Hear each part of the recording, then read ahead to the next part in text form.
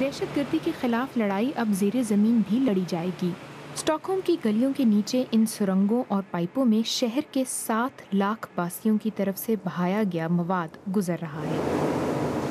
लेकिन जल्द ही ये नालियाँ इंतहाई जदीद सेंसर्स के साथ जोड़ दी जाएंगी, जो इनमें बहने वाले धमाका खेज मवाद के ज़र्रात तक का पता चलाने की सलाहियत के साथ इन बमों की तलाश में पुलिस की मदद कर सकेंगी।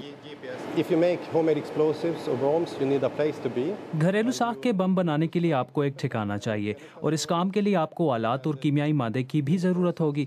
इस अमल में आलात को धोने या किसी चीज़ को गटर में बहाने की ज़रूरत पेश आएगी और हम इस मजबूरी का फ़ायदा उठा सकते हैं। स्वीडन की दिफाई तहकीकाती एजेंसी में बम बनाने की फर्जी फैक्ट्री बनाई गई है ताकि इन सेंसर्स को परखा जा सके, और इनकी दिलचस्पी सिर्फ गटर में बह जाने वाले मवाद में नहीं है। बम बनाने के अमल के दौरान बुखारात भी हवा में खारिज होते हैं। छतों और गाड़ियों पर सेंसर लगाकर इन बुखारात की मदद से भी गैर कानूनी कार्रवाइयों का पता चलाया जा सकता है। सन 2005 में लंदन के हमलों में इस्तेमाल होने वाले बम लीड्स में बने थे और पुलिस को इशारे भी मिले थे कि लीड्स में कुछ हो रहा है।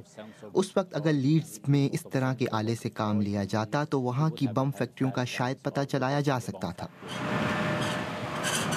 दुनिया भर से इन सेंसर्स में दिलचस्पी जाहिर की गई है। गटरों पर नज़र रखना यकीनन गंदा काम होगा, लेकिन इससे हासिल होने वाली मालूमात दुनिया को महफूज बनाने में मदद देगी।